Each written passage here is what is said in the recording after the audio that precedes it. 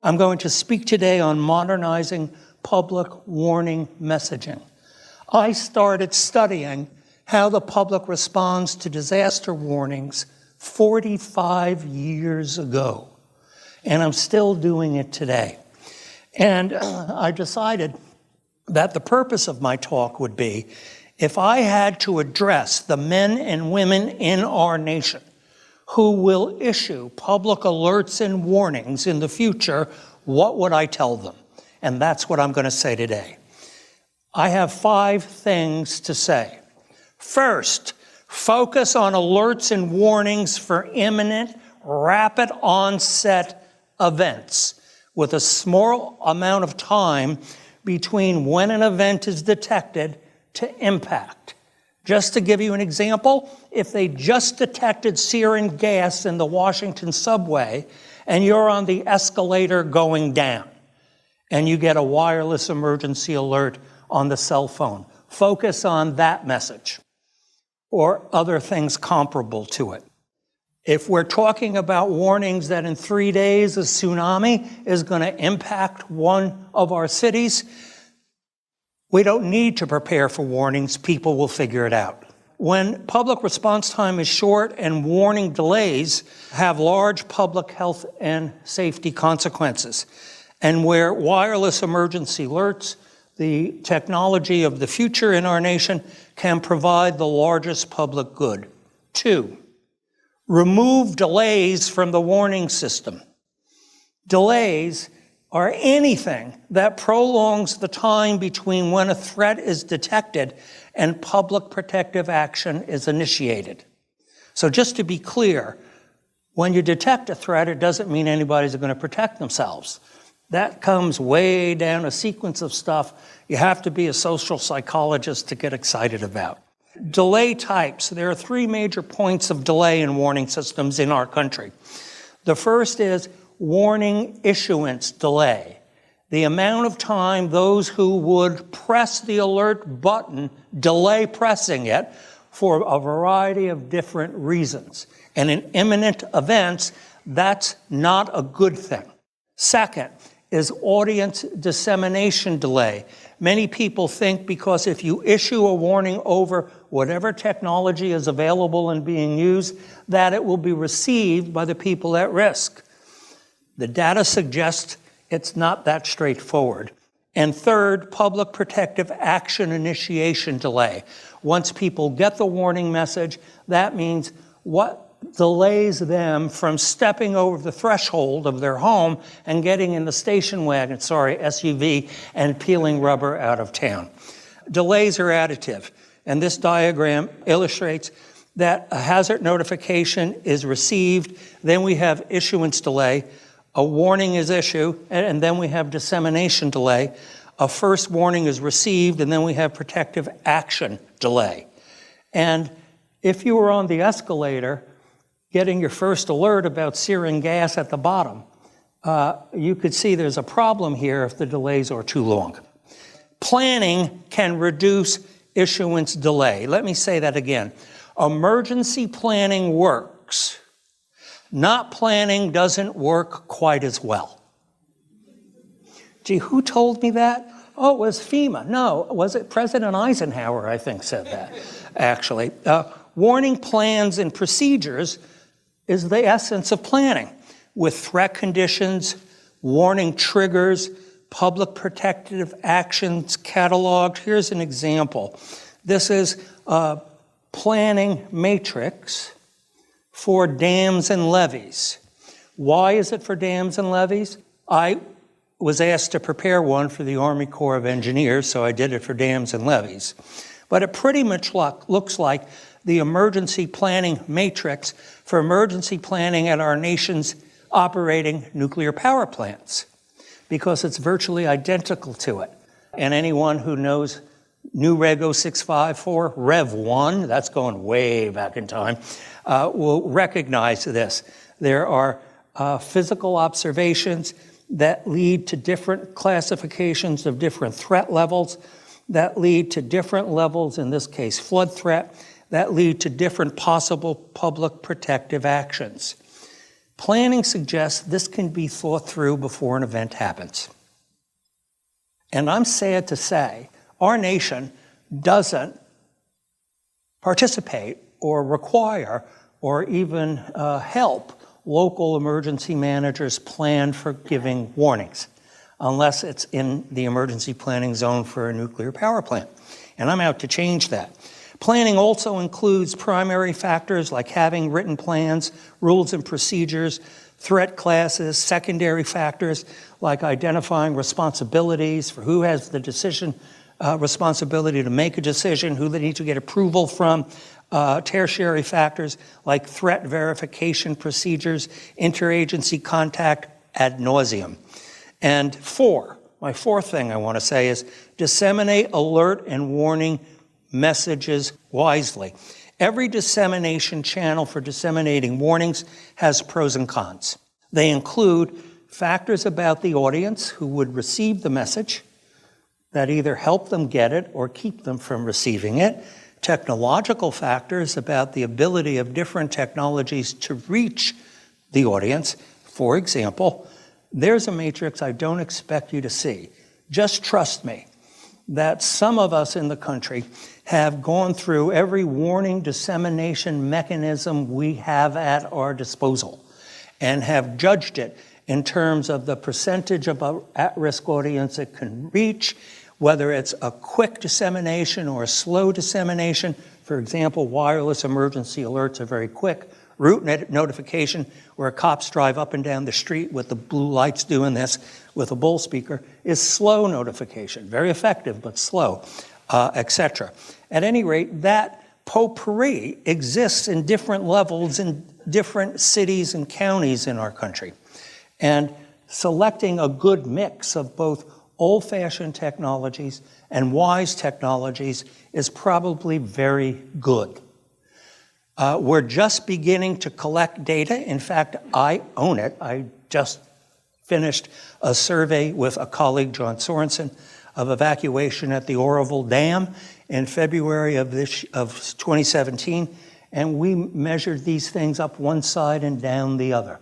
And I can tell you in that one event, what was the most effective dissemination technology, how long each different technology took to reach different segments of the audience, what percentage of the population evacuated, what percentage didn't. I haven't shared the data with the Corps yet, so I'll just give you a tidbit of a sneak preview. Wireless and modern emergency warning technology is fast. Mama is faster. What that means is the quickest way people got their first alert was because their mother or a friend or a relative got in touch with them. Well, that's not really a surprise. Your mother has more interest in you than other devices. Here's some wire diffusion data from the Boulder flood. That's how the WIA message reached the population in that flood a few years ago. As you can see, it got up to about 18% of the population and eventually peaked at about 30%. And the initial speed with which it got out was very, very rapid. We were just beginning to collect data on wireless emergency alerts. Here's historical diffusion data. What that should suggest to you is somebody took a statistically representative sample of people who received warnings in a particular American disaster event and asked, what was your first alert? What time did you get it? And then plotted graphs. The different disasters that are on this slide are there. There are varied diffusion rates. In this slide, you can see informal notification, which is under the red line, which is the cumulative sum. The blue line is at the top. That's mama. Diversity reduces diffusion delay. If there were one thing I wish I could tattoo inside your foreheads, it's this.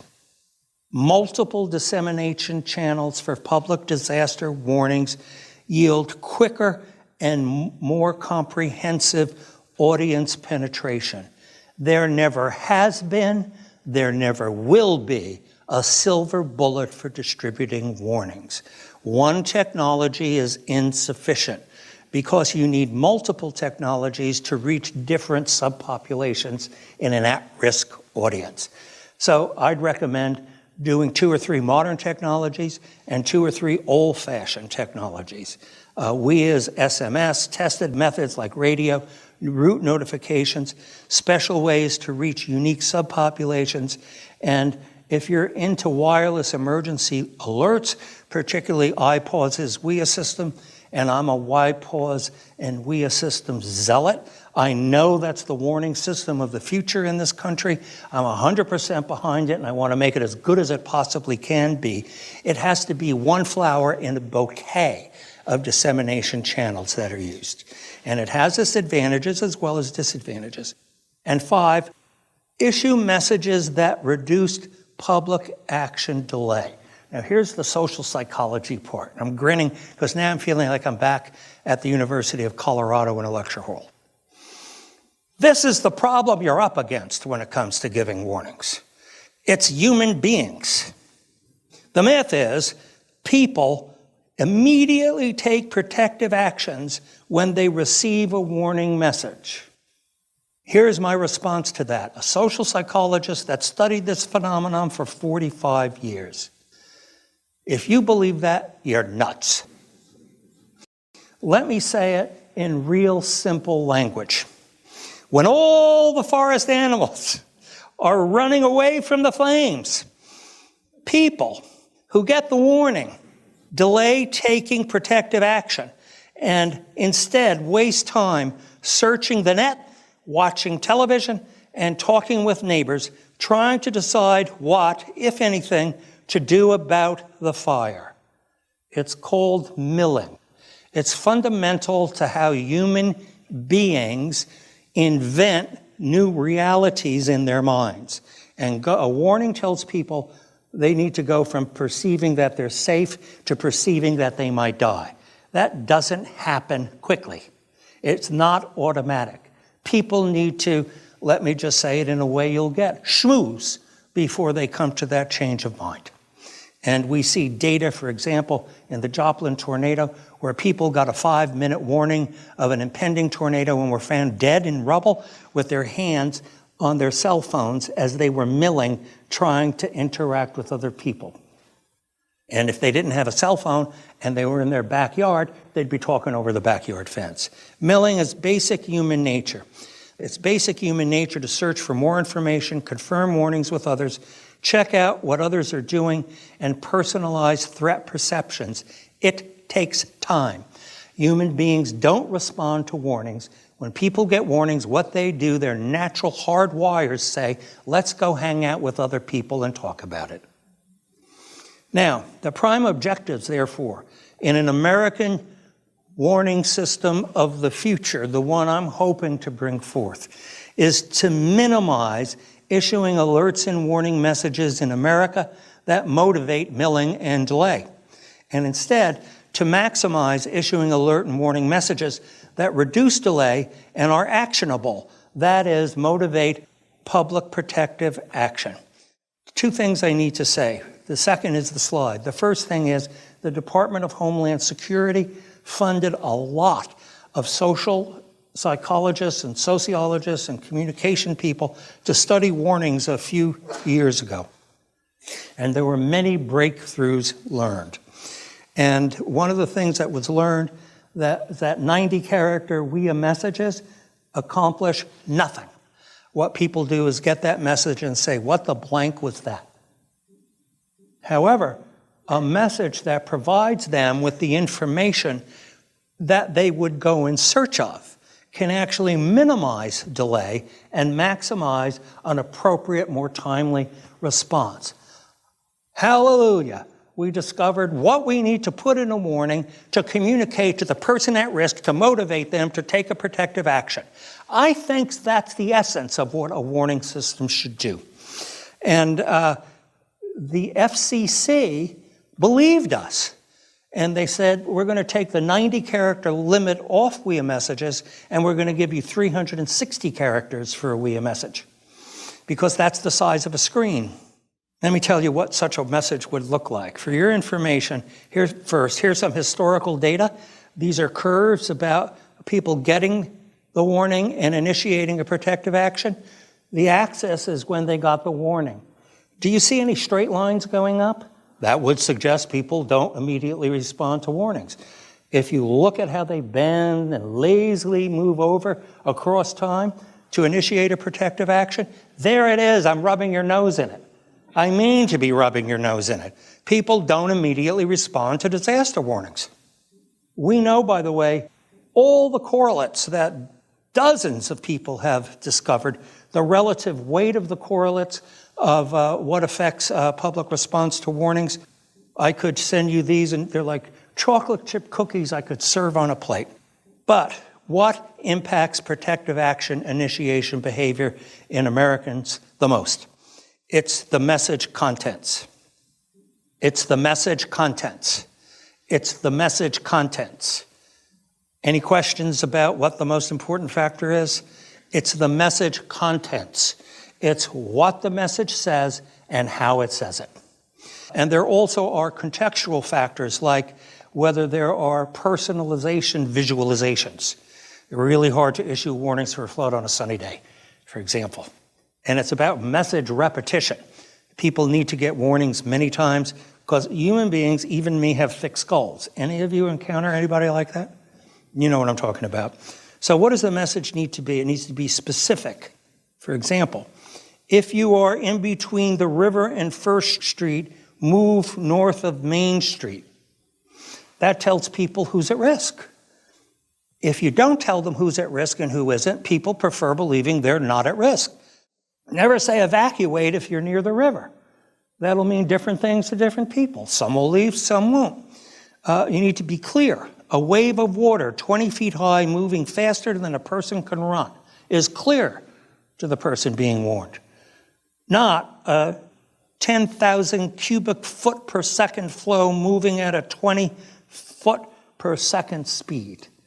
People don't know what that means. Fluvial geomorphologists do. Dam operators do. They love these words. It communicates nada to the public. Here are the things that need to be in a warning message based on the new DHS research: source, hazard, location, personalization, consequences, protective action time, how action reduces consequences, and the expiration time. What is he, nuts? He wants to cram all that in a warning? Yes, here's the warning. 349 characters will fit in the next generation WIA message. Elm County Sheriff. The source needs to come first. People want to know who they're listening to. What do we do in the country now? We put the source last. The source has to come first. Elm County Sheriff. Floodwaters are approaching Wood City and will hit 2 blocks on both sides of Elm Creek, from Highway 110 to Maple Road. People outside will be washed downstream.